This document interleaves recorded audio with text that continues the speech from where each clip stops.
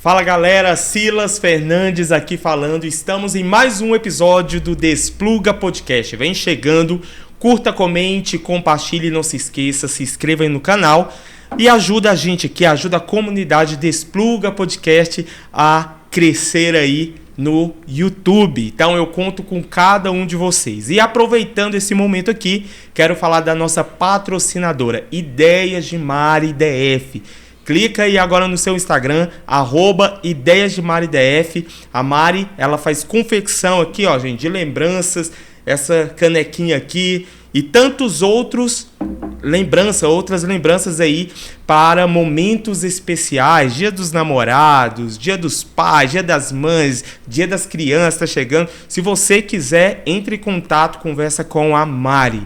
Então, sem mais delongas, vamos começar aqui, pois hoje o nosso episódio está especial. Hoje o nosso episódio nós vamos falar sobre algumas coisas voltadas ao empreendedorismo e eu tenho certeza que você vai curtir bastante. Hoje estamos aqui com um amigo, Franklin Eduardo, 33 anos, casado, consultor de planos de saúde e cursou engenharia civil e ficou na área por quase 10 anos. E hoje também ele é músico. Então, primeiramente, muito obrigado, Franklin, por topar e estar aqui no Despluga Podcast.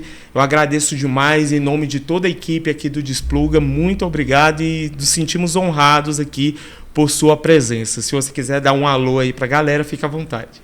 Tá joia.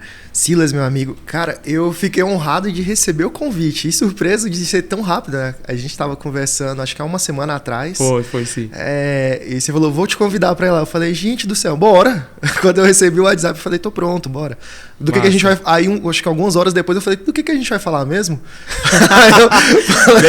Aquele receio, aquele medo, o que eu vou falar? O que eu vou falar, Jesus? Porque a gente vem conversando, Sim. A gente tem muitas coisas em comum sobre o empreendedorismo, música, a parte cristã. Eu falei, gente, qual o assunto que a gente vai conversar? Mas tô pronto para todos eles, vamos para cima. Bora lá. Então, sem mais delongas, eu queria fazer uma pergunta para você. Voltado mesmo essa questão da sua formação, né, profissional, a sua formação acadêmica. Você cursou engenharia, certo? Engenharia civil. Uhum. Como que foi esse processo de transição da engenharia civil para trabalhar hoje, para empreender e trabalhar com essa parte de plano de saúde, né? Uhum. Como que foi isso, Frank? Vamos lá, eu comecei engenharia civil com 19 anos de idade. Foi uma escolha meio que para honrar a minha família, porque minha família, basicamente, boa parte deles, dos homens, são da engenharia. Meu pai é pedreiro, meus tios são mestre de obra, e todo mundo nessa área. Eu falei, cara, vou seguir essa linha, porque eu sempre estive nesse meio, sempre vi as coisas acontecendo ali. E meu sonho não era ser pedreiro. Eu falei, mas se for para ir para construção civil, que seja como engenheiro. Parte mais estratégica, criação, sim. E aí eu falei, vou para lá. E comecei o curso e tal. Me apaixonei porque eu amo exatas. Antes de fazer engenharia, eu comecei o curso de matemática, porque era mais barato e eu não tinha conseguido bolsa ainda. E aí eu cursei matemática durante 3 semestres. Sim. Aí depois eu migrei logo, eu tava no exército, aí já migrei pra engenharia.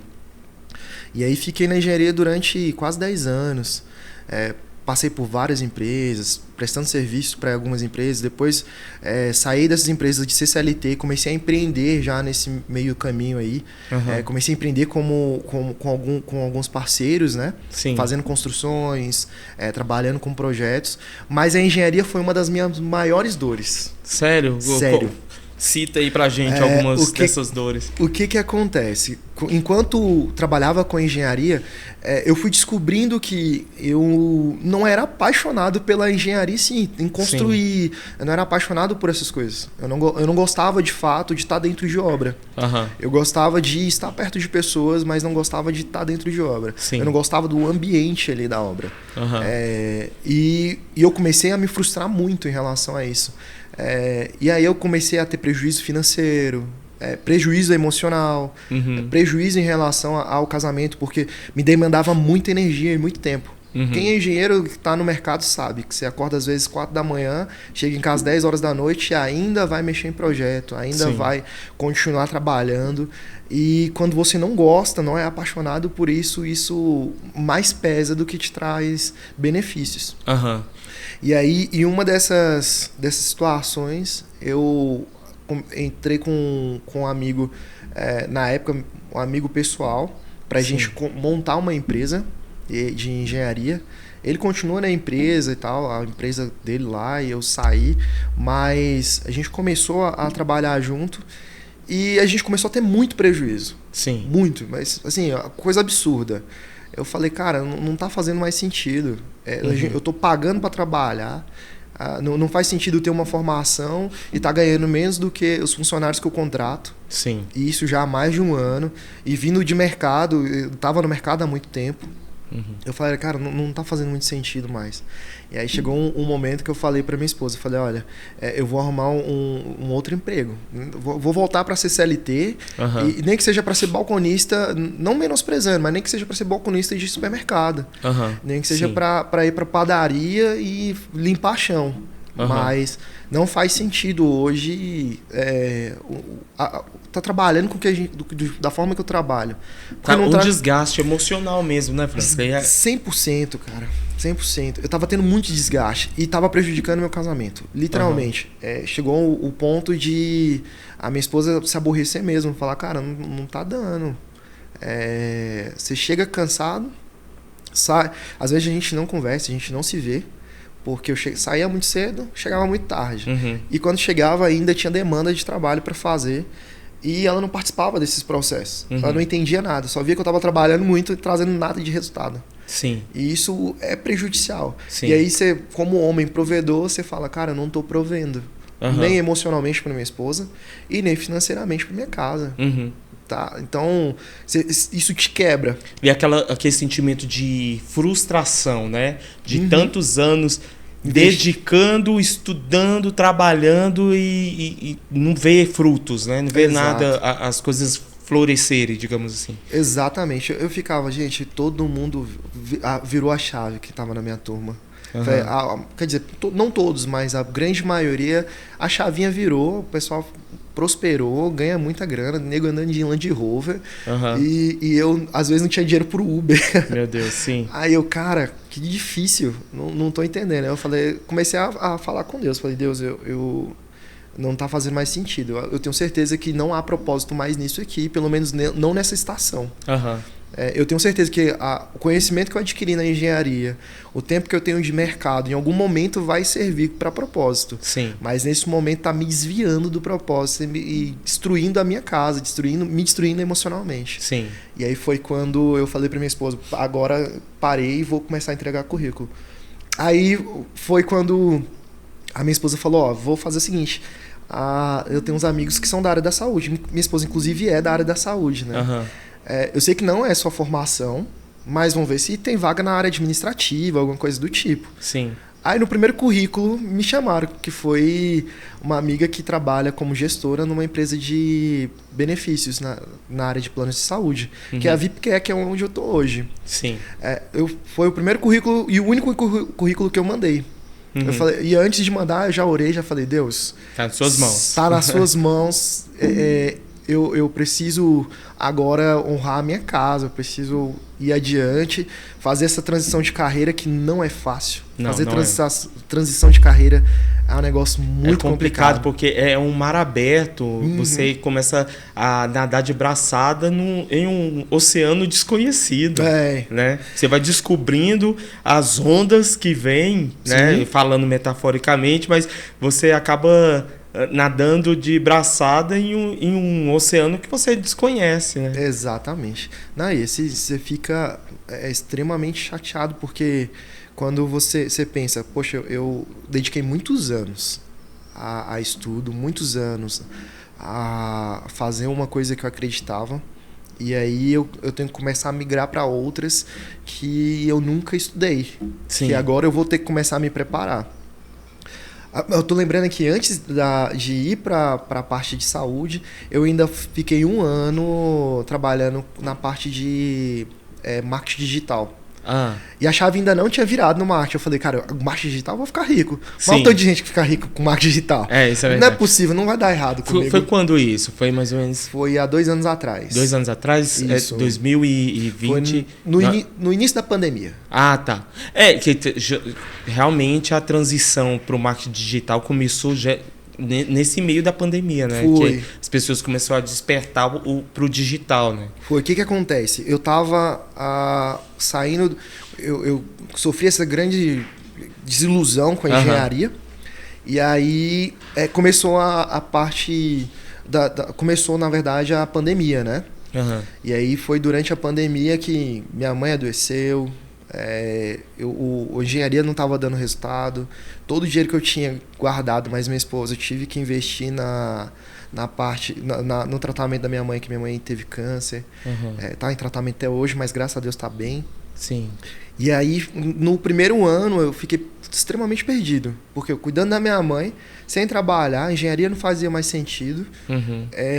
E aí eu falei, cara, eu vou começar a estudar marketing digital, porque eu consigo cuidar da minha mãe e consigo estudar. E vou trabalhando em algumas coisinhas aqui, outra ali, e pegando um projeto de engenharia aqui, outra ali, para ver se pago pelo menos as contas básicas, né? Aí surgia um projetinho ou outro e eu entregava. Mas muito difícil, porque fazia a transição, largar de uma vez não estava dando. Mas eu passei mais de um ano sem, cara, praticamente produzir quase nada. Sim. Nada, só o básico para pagar o Uber às vezes. Para colocar gasolina no carro e poder andar de um lado com o outro com a esposa. Sim. Mas a gente estourou cartão, foi um caos. Esse ano e foi o meu primeiro ano de casado. Eita, então foi tudo... Tudo de uma vez. De uma vez, assim. Você teve que, de fato, saber manobrar tudo isso, né? Digamos assim. Eu digo que a minha esposa foi meu porto seguro com o Espírito Santo, cara. Com Deus. Porque se eu não tivesse casado naquele momento, se não tivesse a Mari e tivesse Deus, eu tinha me afogado e tinha me perdido. Sim. Porque eu tava em transição de carreira, perdido na engenharia já. Minha mãe doente, eu não conseguia trabalhar porque eu tinha que cuidar dela. Sim. E aí eu tinha que procurar outros meios para fazer dar certo as coisas. E no meu primeiro ano de casado, que é aquele ano que todo mundo fala, nossa, é o melhor ano e tal. Mas não foi o ano mais difícil. Meu Deus. Até agora eu falo com todo mundo. Cara, foi o ano mais difícil, foi o meu primeiro ano de casado. O pensamento era, se o primeiro ano é o melhor ano, tá desse jeito, meu Deus do céu, eu falei, cara, como é que vai ser isso aqui, Jesus? Meu que Deus. Deserto é esse? Aí eu fiquei esse um ano sem saber para onde ir, atirando para tudo que é lado. No ano seguinte, minha mãe já tinha começado a fazer o tratamento, já era o segundo ano de pandemia. E aí eu comecei a fazer um monte de curso de marketing digital, eu já tinha feito ali alguns imersões do método Evo, que é de mentalidade, com o Márcio Michele, né? Aí me apaixonei por isso. E aí comecei a estudar muito sobre inteligência emocional. Tanto que eu tenho a pulseirinha, eu ando com ela. Sim. Que é passado resolvido, futuro decidido. Sim. Que é um dos gatilhos ali, né? A gente usa a pulseirinha como âncora. Sim. Para você lembrar de onde você saiu e o lugar que você não quer mais voltar. Sim. E aí, nesse período aí, eu comecei a estudar muito sobre inteligência emocional e sobre marketing. E aí fiz parceria com um casal de amigos e a gente começou a vender alguns produtos, começou a vender mentorias e tal sobre marketing digital. Eu falei, agora eu fico rico. Agora o trem vira, mas agora vai virar. Agora vai. Aí, e minha esposa, assim, muito incomodada com algumas coisas, porque o assunto que eles tratavam iam de encontro à nossa fé. Algumas vezes. Não sempre, mas algumas vezes iam de encontro a algumas coisas que a gente acreditava. E isso incomodava muito. E aí eu ficava, gente, mas a gente vai só vender e tal. E eu não apareço, eu trabalho na parte estratégica. Que meu ponto lá dentro da empresa era só fazer a parte estratégica. Estruturar toda a venda. Estruturar a parte de copy, de storytelling, Uhum. Estruturar o que seria feito de tráfego, os produtos que entrariam, a sequência de produtos, essas coisas. Sim. É mais parte estratégica mesmo do negócio, né? Exatamente. Então, eu vinha o dono da empresa e eu vinha logo abaixo, estruturando tudo e passando as demandas para a equipe. Uhum. E aí, eu trabalhava muito ainda e ganhava quase nada, cara. E aí a esposa, gente, não é isso ainda que Deus tem pra nossa vida, não é possível. Sim. E não tava virando, eu falei, poxa, saí da engenharia, entrei no marketing, o marketing não virou, aí tentei ser afiliado, não deu certo. Aí eu tava lá com essa parte de estratégico, não deu certo. Uhum. Eu sempre tive muito problema com câmera, tinha medo de aparecer. Sim. Hoje pra mim que tá sendo assim, uma vitória, cara. Ah, é? Porque eu tenho pavor de aparecer em câmera. Sério? Ser filmado ou fazer filmagem. Você vai me ver pouco nos meus stories no WhatsApp. Uhum. Ou no meu Instagram. Sim. Eu publico muita coisa, mas pouco dela é eu mesmo aparecendo. Quando eu vou direcionar alguma venda, vou falar alguma coisa, é muito estratégico. Eu vou aparecer e eu com certeza... No máximo é uma foto ali, né? É foto. E se for vídeo falando, vai ser direcionado para alguma venda. Uhum. E eu vou direcionar, fazendo storytelling, trazendo o cliente para o meu WhatsApp para lá resolver. Ou vou marcar uma reunião presencial. Sim. Mas vou aparecer pouco no Instagram, cara. Sim. Eu tenho alguns seguidores lá, mas não por conta de aparecer muito, ter volume de publicação. Uhum. Mas por conta de algumas coisas, algumas estratégias que eu faço mesmo. Sim. Para trazer as pessoas... Trazer pessoas para poder ver o trabalho, né? A execução do trabalho. Além de... O meu Instagram, ele não é focado no meu trabalho hoje de plano de saúde. Eu apareço lá uma vez ou outra para falar sobre isso. É mais para falar sobre Deus. Uhum. Eu entendi que meu Instagram pode ser uma ferramenta poderosa para isso. Uhum. E o network, que aí é uma outra estratégia que eu uso para hoje fazer os meus negócios, para fechar os meus contratos, sentar nas mesas certas, dizer sim para as oportunidades certas, aquilo que move de fato o meu coração para poder fechar os contratos da forma correta. Sim. E aí, nesse processo de saindo do digital, foi quando a minha esposa falou, cara, eu falei pra ela, vou entregar currículo e agora, nem que seja pra ganhar um salário mínimo, num balcão de supermercado eu vou. Uhum. Aí ela falou, tá bom, mas... E todo o conhecimento que você juntou aí não faz sentido. Mas vamos, Deus vai abençoar. Eu falei, bora, vou pensar aqui, vou ver quais vagas que tem e vamos pra cima. Aí ela, no mesmo dia, mandou mensagem para umas amigas que são da área da saúde. Uhum. E aí foi quando me chamaram pra entrevista e tô lá até hoje. Bacana. Mas você não acha que, por exemplo, né, eu acredito, diante da sua história, de todo o processo na qual você viveu, tudo que você foi tentando, né, desde a engenharia, marketing digital, foi forjando quem é o Franklin Eduardo hoje, né? Para poder estar onde você está e conquistar aquilo que você conquistou, estando hoje voltado a essa parte do plano de saúde e tudo, e você ainda presta, né, consultoria para essa parte do digital, do marketing digital. Então, assim, acabou que, de certa forma, te forjando a isso, né? A bagagem de conhecimento, né, Fran? Sim, e o que é mais interessante, eu estava conversando com um dos meus clientes, que eu, semana passada, sentei para falar sobre contrato, falar sobre benefícios, né, sobre seguros. Ele é amigo do meu primeiro chefe na engenharia.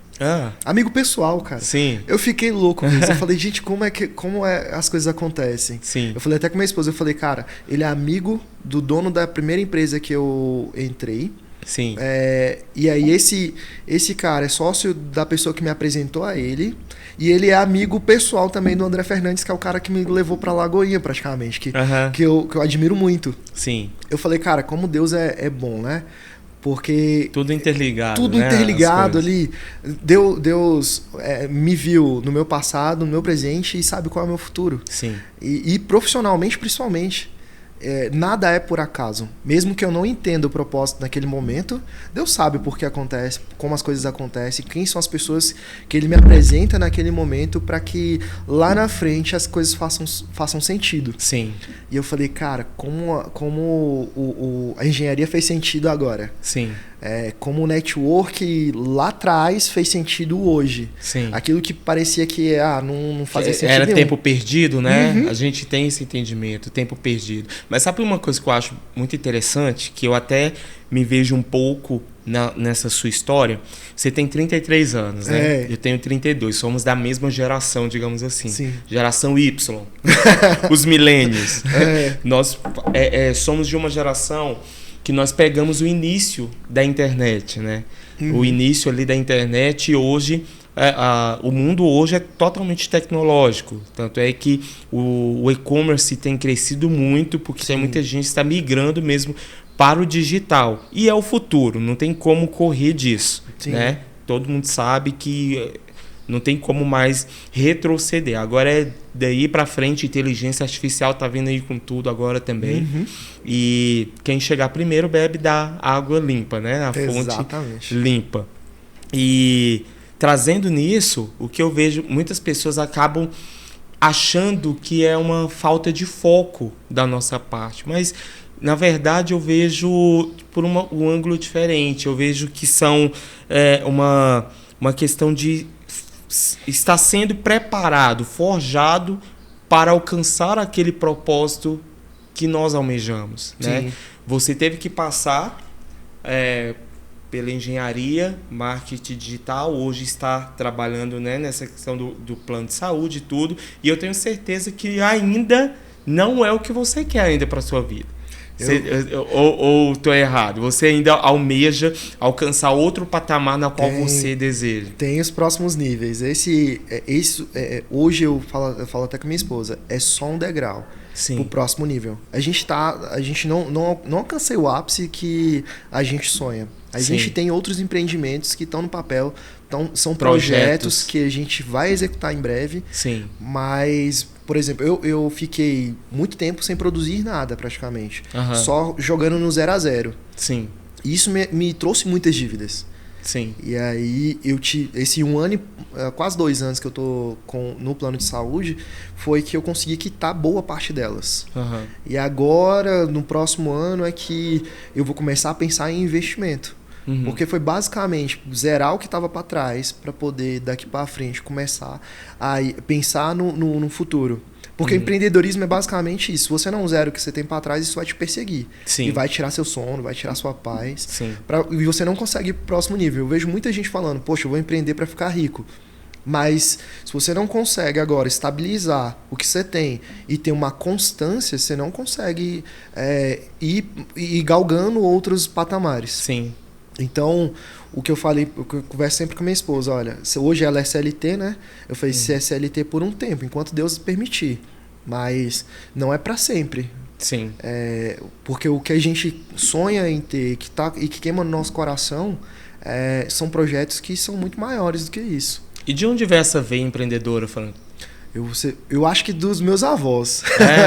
Seus avós empreendiam? Sim, a minha avó, ela era dona de um mercado, por parte de pai, né? E por parte de mãe também.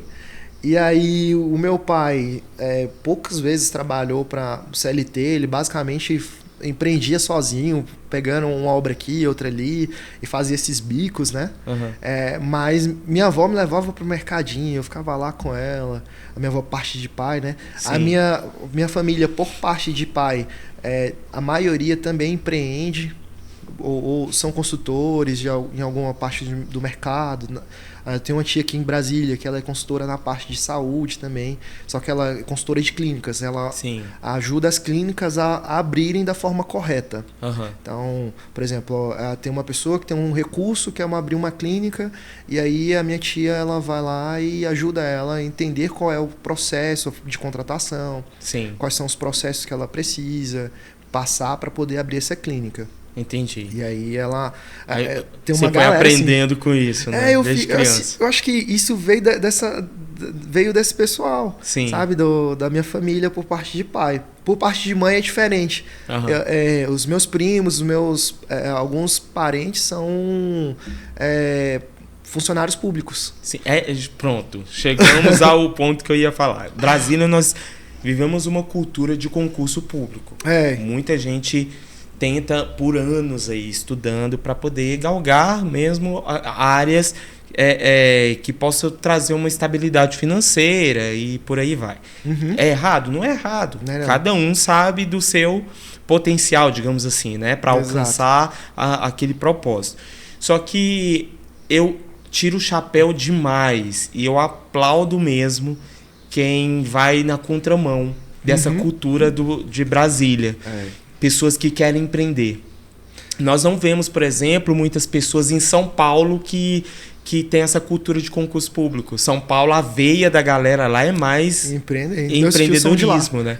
É de lá, né?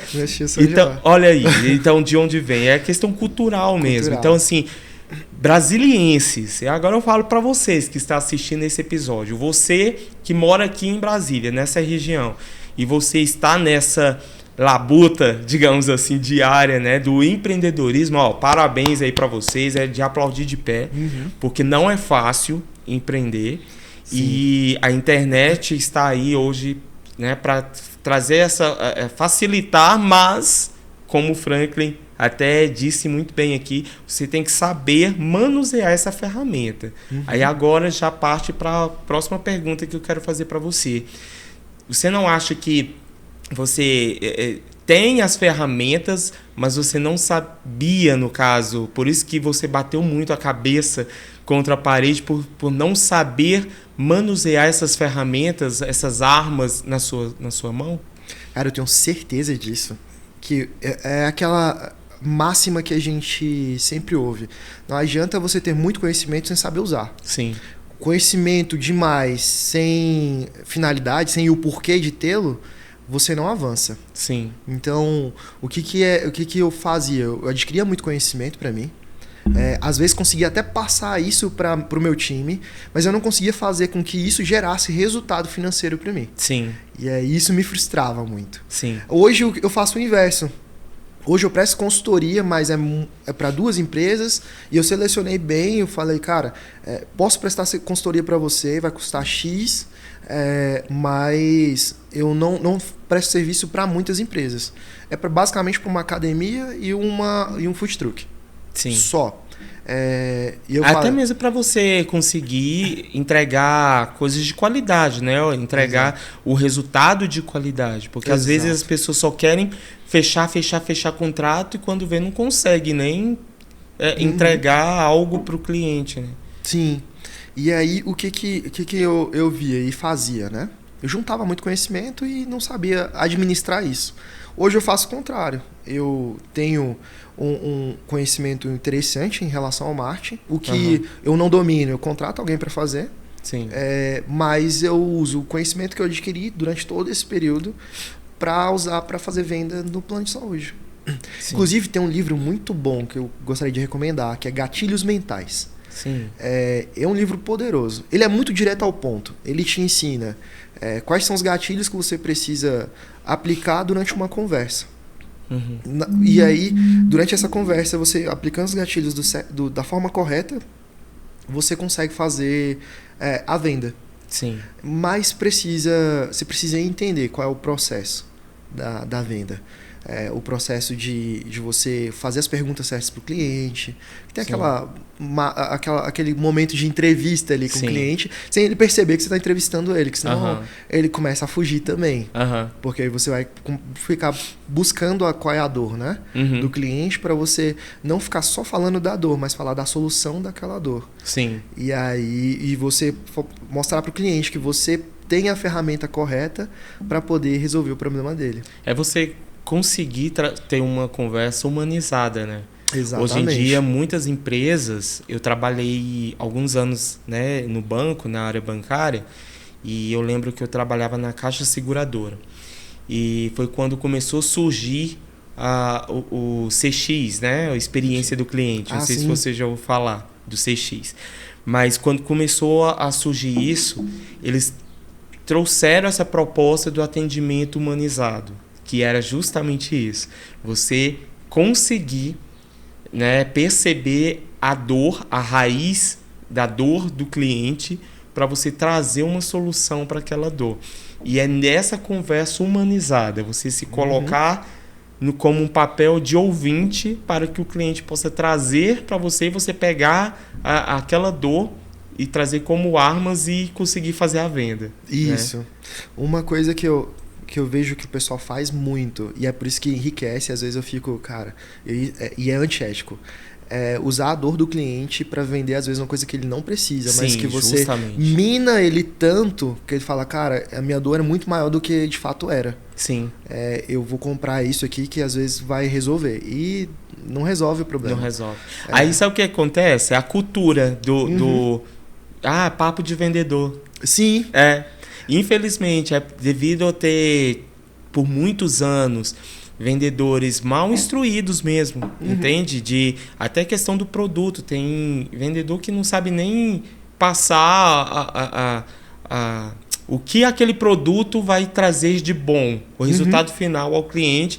Aí surgiu culturalmente. As pessoas hoje têm esse pé atrás com vendedores. Né? Tem. Cara, é uma profissão louvável. Sim. Porque quem prospera é quem vende. E a gente vende todos os dias. O cliente ele não compra o produto primeiro. O cliente ele compra você primeiro. É verdade. Ele compra a sua ideia. Enquanto ele não comprar a sua ideia, enquanto ele não comprar você, ele não vai comprar aquilo que você tem para oferecer. Isso é verdade.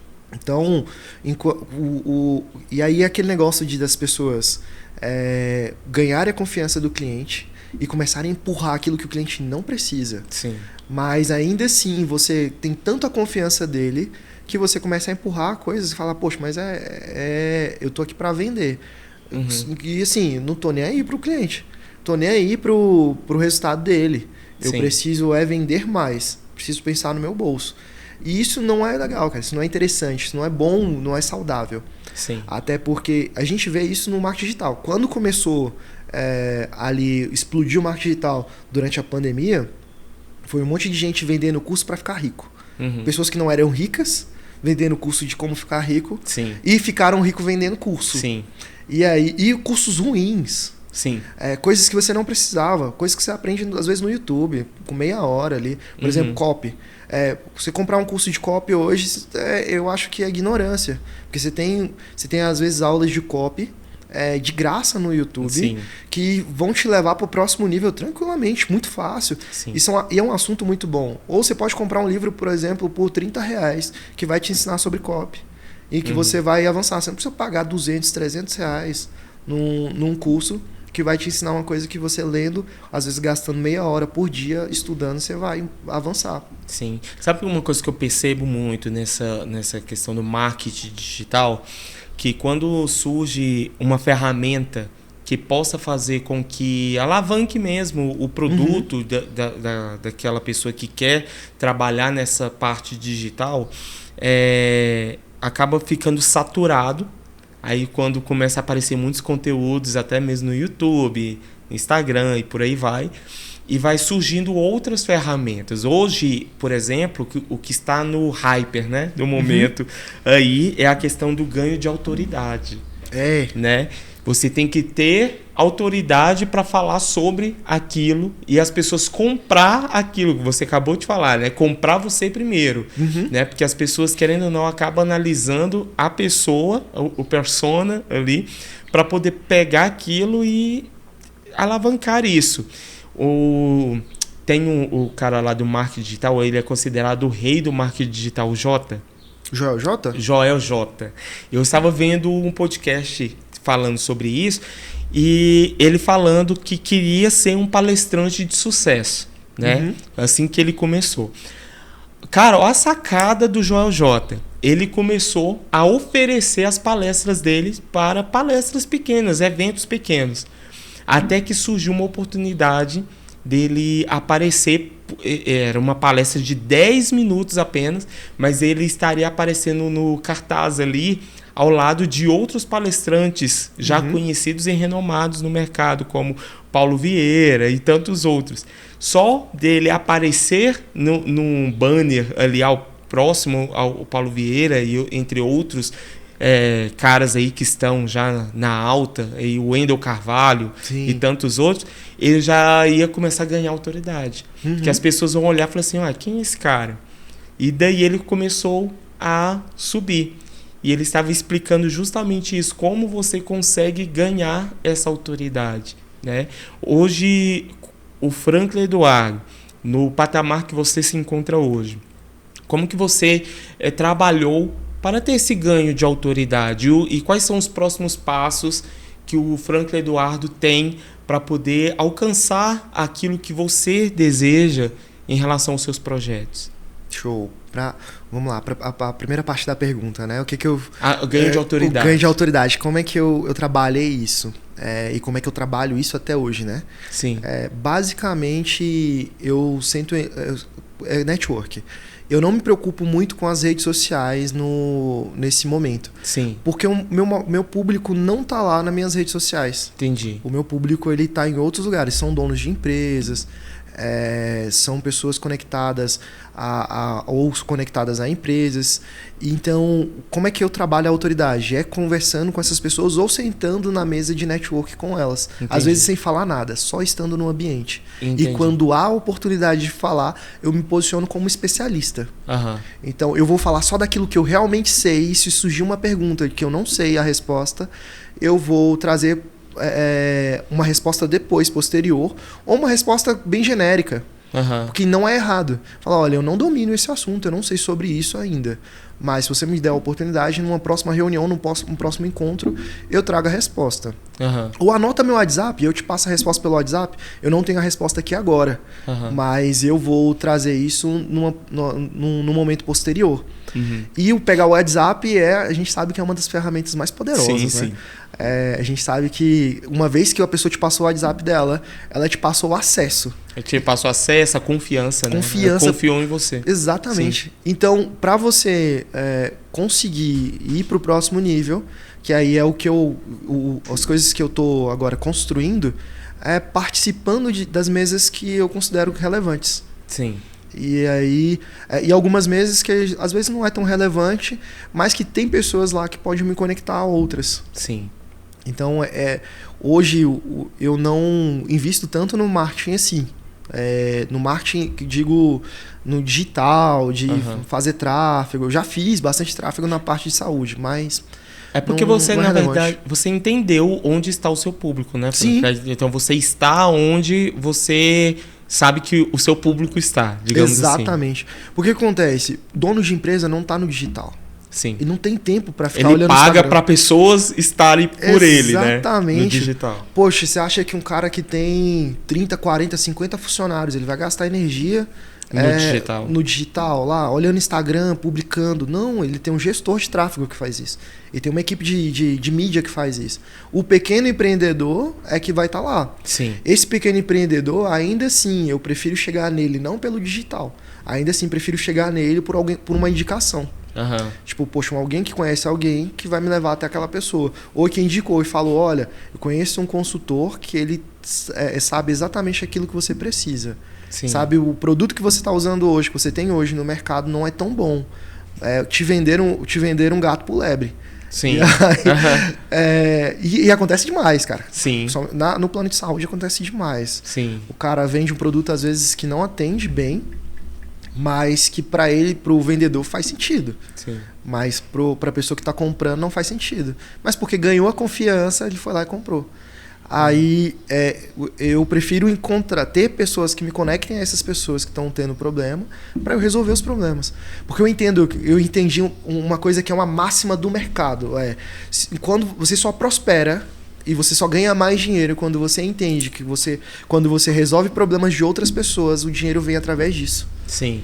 Não tem como você ganhar dinheiro, fazer dinheiro fazendo venda, se não for resolvendo problemas. É verdade. A gente tá aqui para resolver problema, cara. Encontrou o problema é seu.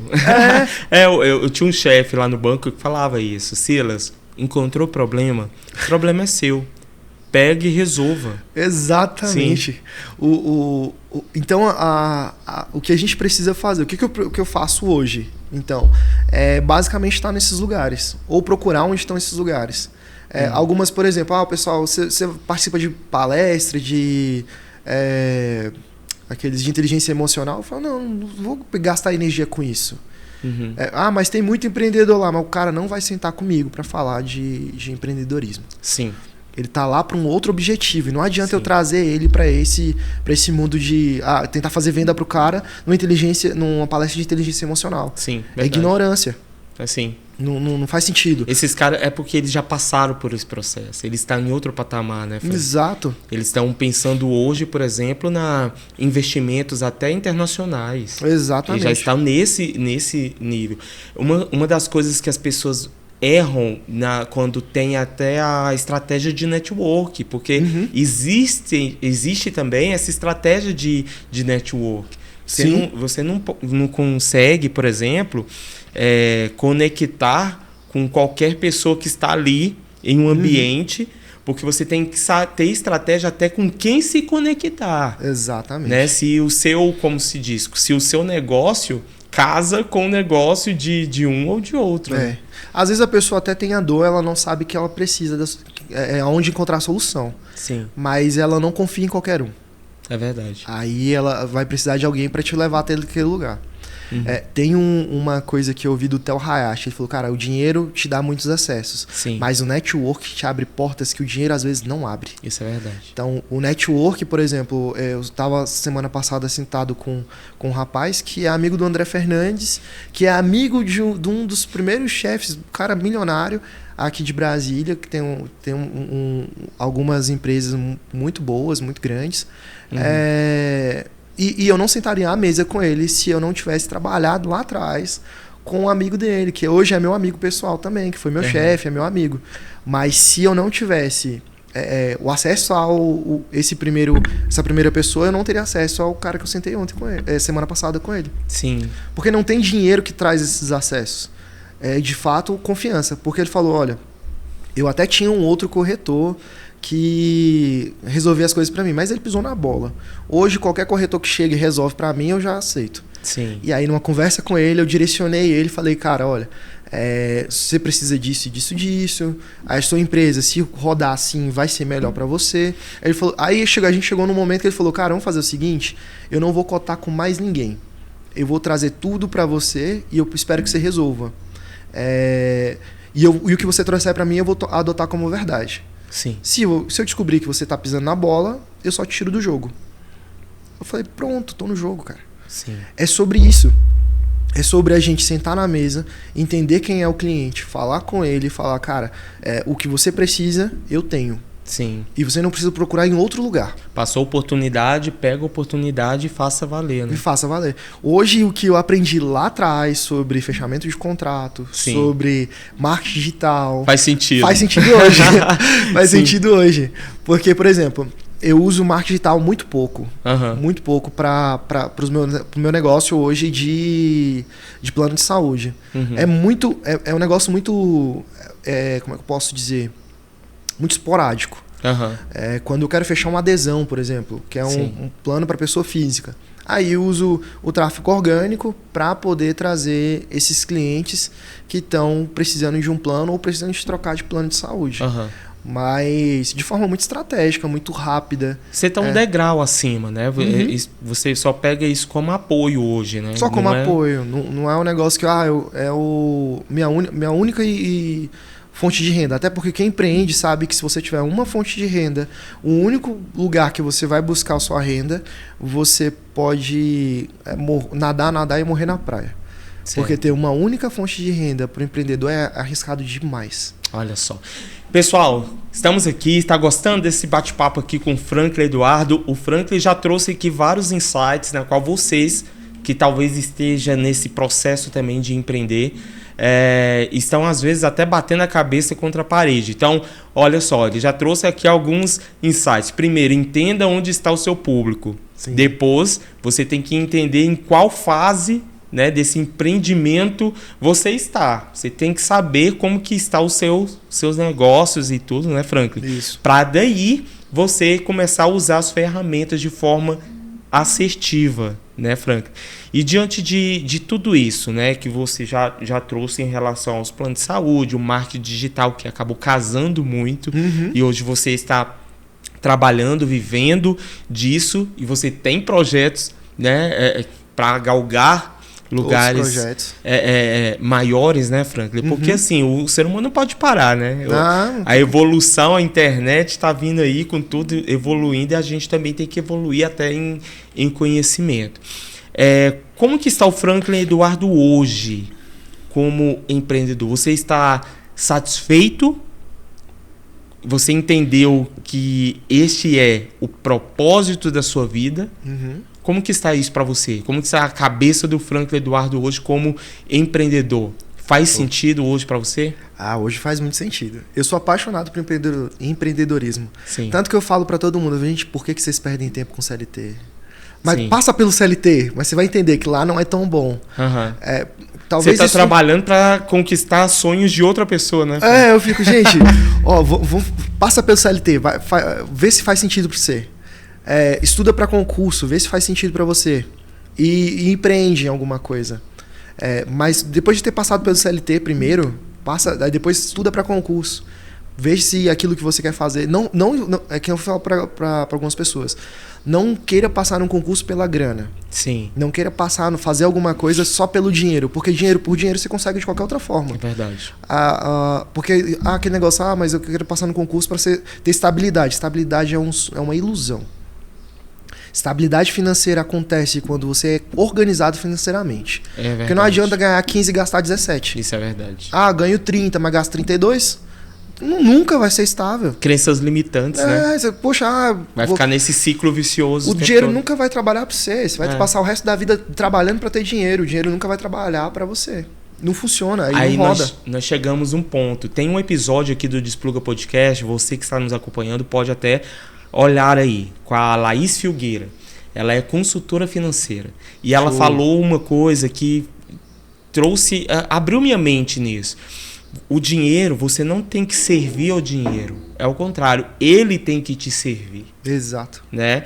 E quando nós vivemos nessa questão, né, até a desorganização financeira, porque infelizmente seria uma pauta, eu sempre falo isso, tinha que ter essa matéria até no ensino médio.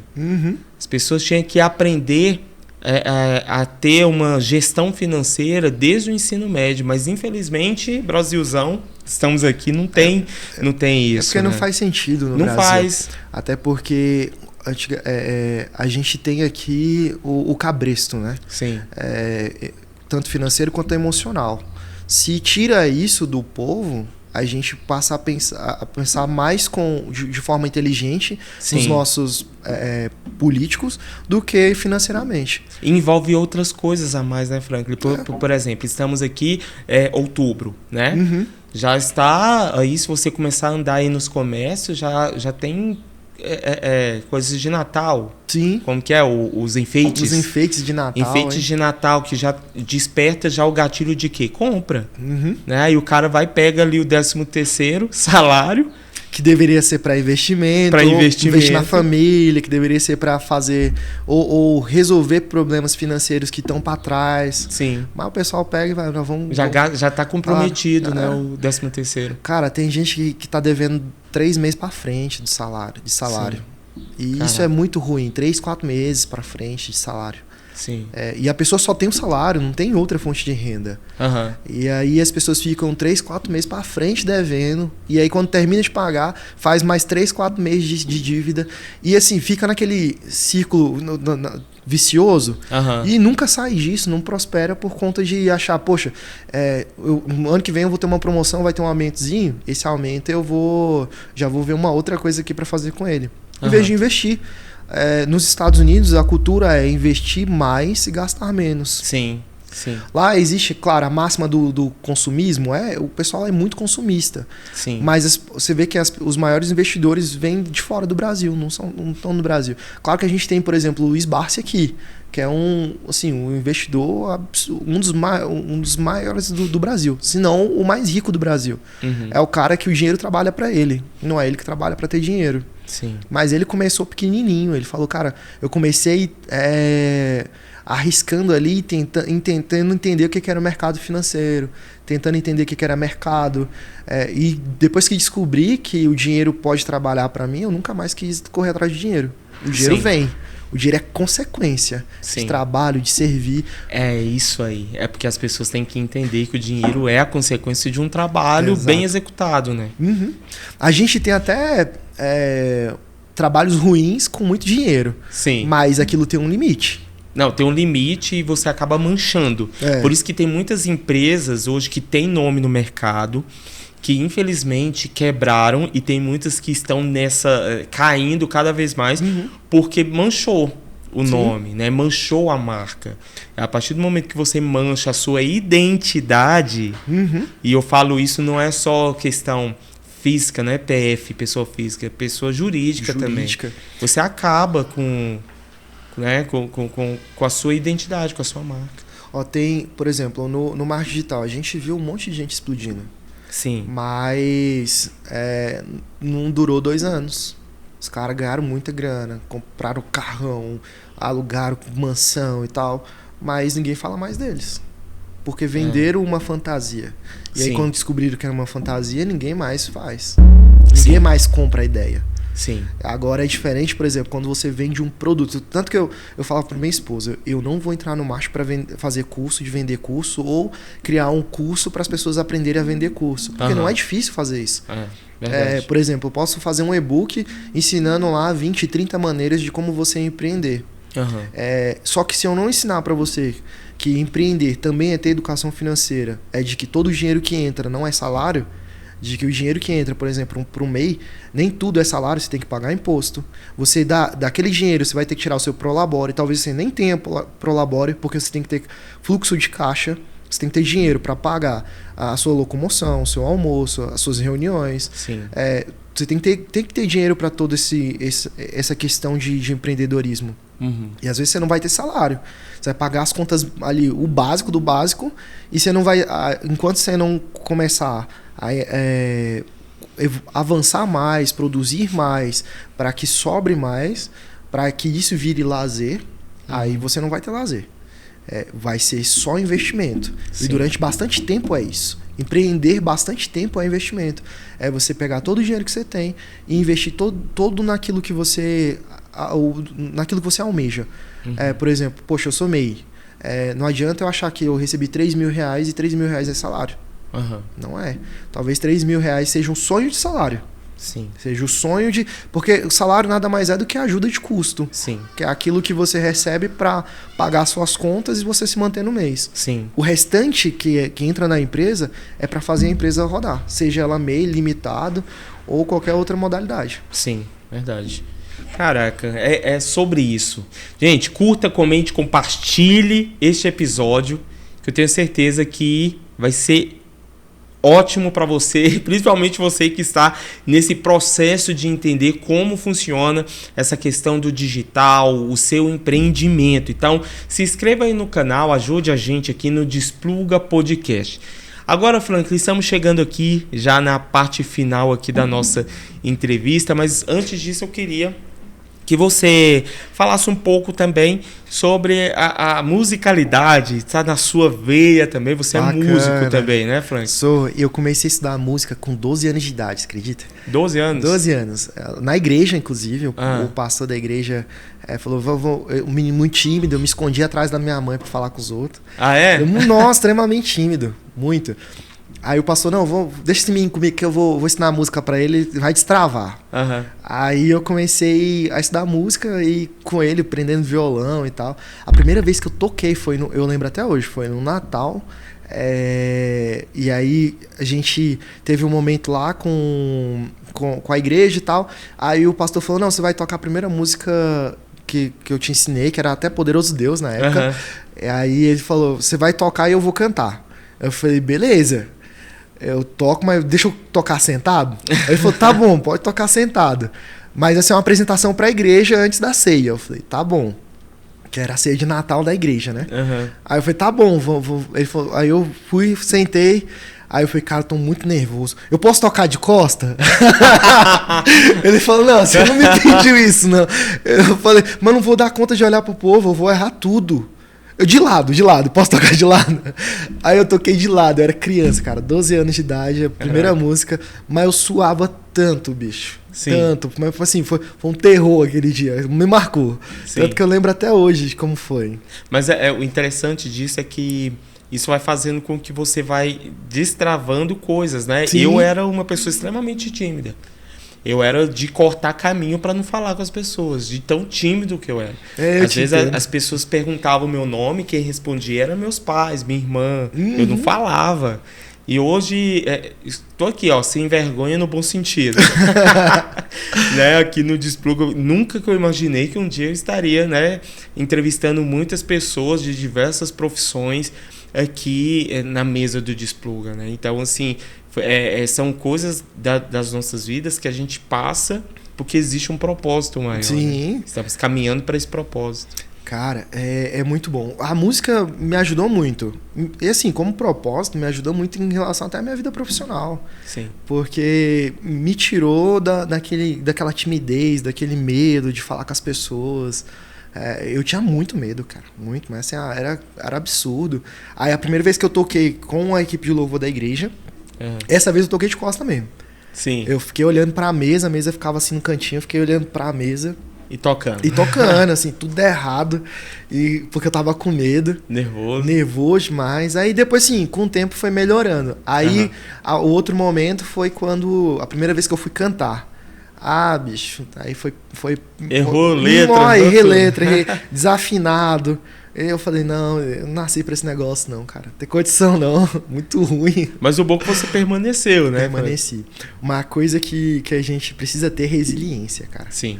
Porque se a gente não tiver resiliência, a gente não avança em nada, nenhum projeto da nossa vida. Se a gente começa as coisas e não continua até que aquilo dê certo, o trem não vira, não acontece. E sem contar que saber lidar com críticas também, né? Eu tinha problema com isso. Você tinha? Porque eu sempre fui daquelas pessoas, a minha reação com a crítica era receber a crítica, eu queria provar para a pessoa que eu conseguia fazer melhor. Sou igualzinho você. Eu tinha muito isso em mim. Hoje em dia se quebrou muito, porque isso, querendo ou não, também acaba impactando na questão do ego. E não é legal também. O extremo não é legal. Sim. Nem a questão de você querer provar para as pessoas que você é bom naquilo, porque isso gera o ego. E essa questão mesmo de você querer se colocar sempre como superior. Exato. O ego quebra a pessoa. Então, Deus quebrou o meu ego, eu posso te dizer isso. Eu vou escrever um livro falando sobre isso. Show. O Deus que quebra ego. Muito bom. Cara, eu falo pra minha esposa direto, eu falo, Deus... porque assim, eu nunca tive dificuldade com aprender nada, mas a música foi meu calcanhar de Aquiles. Porque eu sempre tive dificuldade com ritmo, com clique, com tempo. Eu fico, meu Deus do céu, não vai virar, não vou dar conta. Não é possível. E assim, eu apanhava muito na música, muito. Das pessoas falar, cara, tu é ruim, velho, para, pelo amor de Deus, não tá dando certo não, fi, faz outro trem aí que esse negócio vai virar não. E eu ficava, não, vai dar certo, vai acontecer, mas assim, a vida inteira, cara, até hoje eu toco com clique, eu já aceitei que se não tiver o clique, não vai, entendeu? Sim. Mas isso já não me fere mais, quando as pessoas falam, cara, tu errou, eu falei, eu sei, velho, errei mesmo, mas amém, vamos lá, na próxima eu vou acertar o clique certinho, vai dar certo. Hoje isso não me fere mais, mas durante muito tempo me feriu, porque, cara, eu era um aluno na escola que sempre tirou 8, 9, 10. Minhas notas não eram menos que isso, eu tirava um real mérito todos os bimestres. Aí cheguei na faculdade, eu era o cara que não levava caderno para o colégio, para a faculdade. Eu levava o celular, fazia algumas anotações e na hora da prova eu me virava. Tirava nota boa. Sempre fui um bom aluno. Eu falava, cara, por que a música não é assim comigo? Por que eu não sou bom na música como eu pareço ser bom nas outras coisas? E aí, a minha esposa fala, cara, porque Deus quer tratar seu ego, que você acha que é bom em tudo, porque você acha que você sozinho, você domina o mundo, que todo mundo tem menos conhecimento que você. É a crise do pink cérebro. Vamos dominar o mundo. Cara, era basicamente isso. E a música até hoje, eu sou muito apaixonado por música. Uhum. Eu sei que Deus tem um propósito comigo em relação à música, mas não é o carro-chefe, sabe? Sim. Eu sei que é aquele negócio de, cara, eu tô ali porque Deus me colocou lá, mas Sim. não é isso que tem como propósito principal. Entendi. Sabe? Eu não vou ser tipo um André Valadão da vida, um músico profissional, ou um Marcelo Marques, que tá em alta, né? Um Gabriela Rocha. Eu sei que não vou chegar nesse nível, porque eu acho que não tenho isso como propósito, nem queima no meu coração como propósito. Mas é porque você entendeu o seu lugar, né? Sim, eu já fui professor de música, já dei aula de música, teoria musical e tal. Mesmo com todas as minhas limitações, eu entendi que, cara, talento é para ser multiplicado. Mesmo com as minhas limitações, eu vou dar aula de música, vou ensinar. O pouco que você sabe é muito para muita gente. Sim. E outra, lembra quando eu falei pra você, na época que eu tava em transição? Uma das fases da minha vida que eu passei pela transição de carreira, saindo da engenharia, foi dar aula de música também. Durante um período deu muito certo. Eu tava fazendo um bom dinheiro, tava ajudando uma igreja. Cara, foi surreal. Aí veio pandemia, veio um monte de coisa. Aí quebrou as pernas. Aí Deus falou, não, filho, não, sai daí, doido. Sim. Foi basicamente isso. Se reinventar, né? Tive que reinventar. Já dei aula de artes marciais, eu sou faixa preta de karatê. Eita, olha aí. Aí eu abri um dojo numa parceria com uma academia de musculação. Falei, cara, tem muito aluno aqui. Aí o dono da academia é meu amigo pessoal. Sim. Ele falou, cara, tem um espaço lá, não vou nem te cobrar aluguel, não. Eu sei que você tá precisando. Fazendo os corre vai lá e dá a sua aula. A gente tem esse horário livre. Sim. Serve pra você? Eu falei que vou me dar meus pulos, vai servir. Aí eu já tava empreendendo. Eu falei, cara, vou começar a fazer aqui. Sim. Aí contratei um outro professor também pra me ajudar. Deu errado. E é sobre isso, né? Cara, quando a gente não sabe... uma coisa que eu preciso falar antes da gente encerrar. Sim. Se você não souber o porquê daquilo que você vai fazer, não adianta, você não prospera. Isso é verdade. A primeira pergunta que você tem que fazer é por que eu quero fazer o que eu vou fazer? Se você não souber, e a resposta for ganhar mais dinheiro, vai dar errado. Sim. Não tem que ser para ganhar mais dinheiro. A resposta sempre tem que ser focada nas pessoas. Sim. Porque se você não estiver servindo pessoas, você não prospera. Fica aí essa palavra aí do Franklin Eduardo. Cara, muito obrigado por você ter topado vir aqui no Despluga Podcast. Show. A gente volta a repetir, a gente se sente honrado com sua presença aqui. E para finalizar, eu queria que você olhasse diretamente nos olhos dos nossos telespectadores aqui na câmera e desse uma mensagem final aí pra galera. Fica à vontade aí. Silas, obrigado pelo convite. Eu me sinto honrado e prontamente aceitei o convite, né? E pro pessoal, eu quero dizer para vocês, olha só, empreender não é fácil, é um desafio, mas se você for resiliente e entender que você tá ali para servir pessoas e não para ganhar dinheiro apenas, o dinheiro é consequência de trabalho, você vai prosperar. E uma outra coisa entenda qual é o seu propósito. Se você entender por que você faz o que faz e isso é um propósito de vida, aí sim você vai avançar, você vai prosperar, você vai entender que aquilo que você está fazendo foi Deus que te chamou para fazer. Porque não adianta você tentar fazer aquilo que Deus não te chamou para fazer, porque vai dar errado. Entenda onde Deus te colocou, qual é a estação que você tá no momento, e empreenda com muita fé. Coloque o pé que Deus vai colocar o chão. É isso aí, gente. Franklin Eduardo aqui no Despluga Podcast. Ficamos por aqui. Muito obrigado por sua colaboração, com a curtida, o comentário, a sua inscrição no nosso canal. E ficamos por aqui. Até o próximo episódio do Despluga Podcast. Fui!